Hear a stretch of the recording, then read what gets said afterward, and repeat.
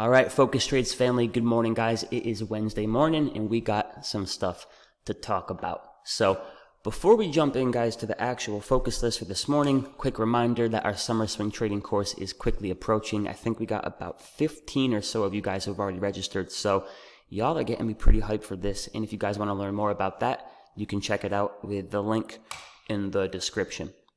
But jumping in, guys, into the meat here, the market just continues this nice steady trend. We had this daily squeeze on the S&P 500 that fired to the upside, and we've yet to lose momentum, guys. What's been interesting about this little rally is all the rotation that's taking place.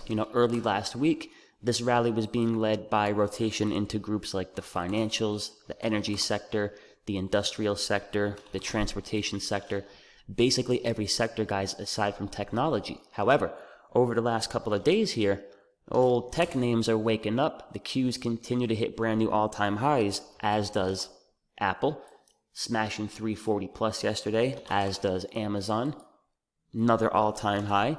Facebook having itself a hell of a day yesterday, getting damn near to the all-time high.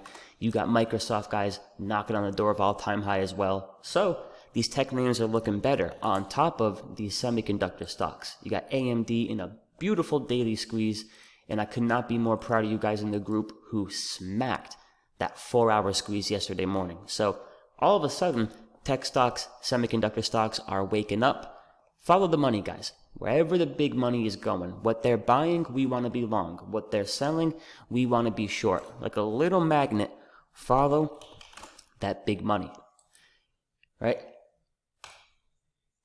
And while we're talking about big money, guys, we might as well talk about Tesla. So for those of you guys who keep tabs on the videos, you know that coming into the week, we had a beautiful 4-hour squeeze here.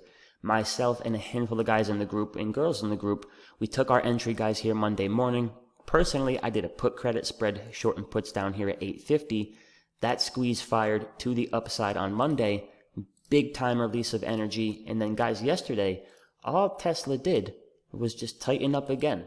It went into a beautiful hourly squeeze. So when you get a big release of energy and then a nice tight consolidation, you're typically looking, guys, for that continuation. So Tesla is doing what Tesla does. There's a little bit of news this morning, guys.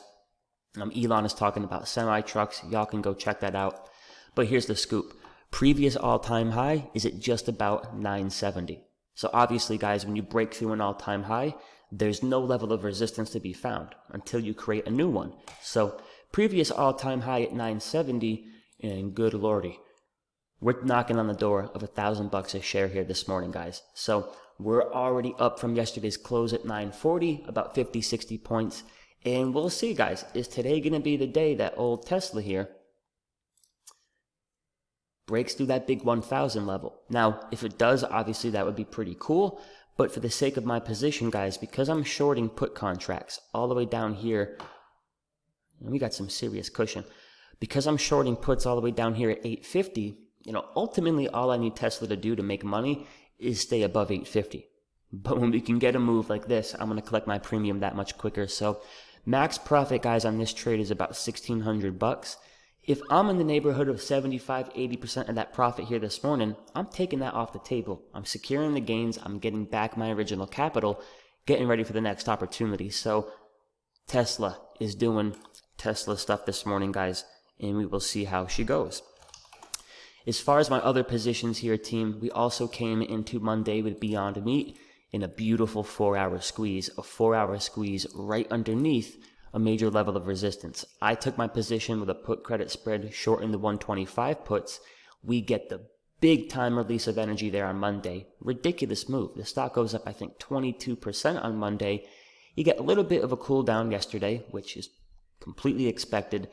And this is another swing trade, guys, in good shape. We'll see if we can get some continuation back to the upside here over the next couple of days. But as long as she stays above 125, I'm looking good. Max profit on that one is also about $1,200-$1,300. So we'll see how Beyond Meat goes.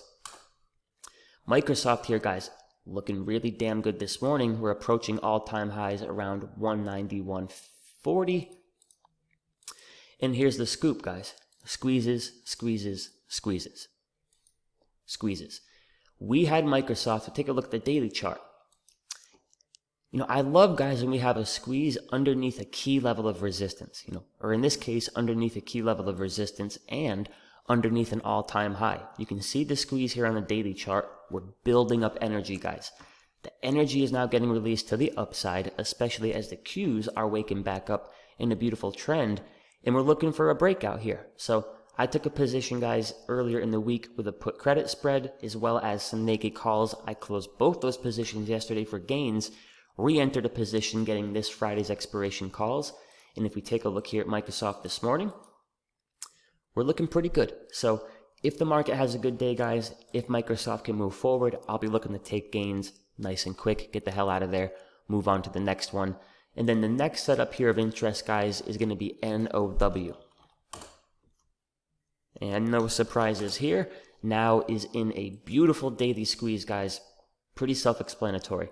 Nice daily squeeze underneath all-time high, right, which we hit yesterday, underneath a key level of resistance, looking for continuation of this beautiful trend, looking for the energy to get released towards the upside. So for me, guys, I did a put credit spread, short and puts down here at 380. If the trade works, it works. If it doesn't, it doesn't. But it's a beautiful setup. I like the position.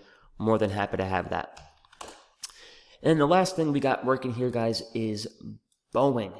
Beautiful daily squeeze. Absolutely erupts out of the daily squeeze, and I've been patiently waiting for the first day of profit taking, the first little pullback, if you want to say it, to get a put credit spread. Boeing, guys, goes down about 6% there yesterday. We get a nice fade. Obviously, the put premiums finally wake back up, so I shorted puts down here at 190. Self-explanatory, guys. We're looking at a beautiful potential trend here.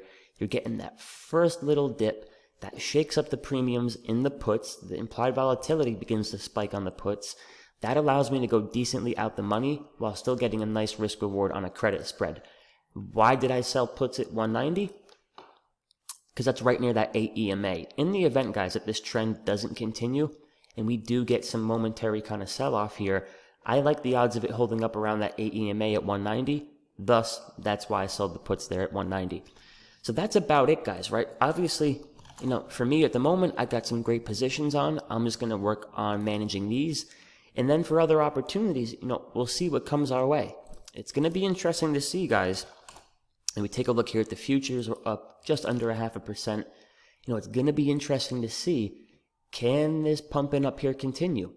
I do expect sometime soon, bare minimum, a nice little dip here, guys, to the 8 EMA. But that doesn't mean it has to happen today, this week, next week, this month. Beautiful trend. We'll see how it goes here, guys. But what I'm continuing to do, as long as this party's going, right? As long as we're continuing to move towards the upside, I'm focusing on the best setups, in my opinion, on some of the strongest names, like Microsoft, like Tesla, like Beyond Meat, like Boeing. These are the stocks, guys, that are most likely going to continue to trade to the upside as long as this trend here continues for the market. In the event, though, that this week, next week, sometime soon, guys, we get a fade down to that 8 EMA or down towards that 21 EMA, I am absolutely going to look at that as an opportunity to initiate even more long positions. Because this is the current trend, guys, of this market, and it's the typical trend of a healthy market, right? You make a beautiful move, you get your reversion down to the mean. You continue the trend, reversion to the mean. Continue the trend, reversion to the mean.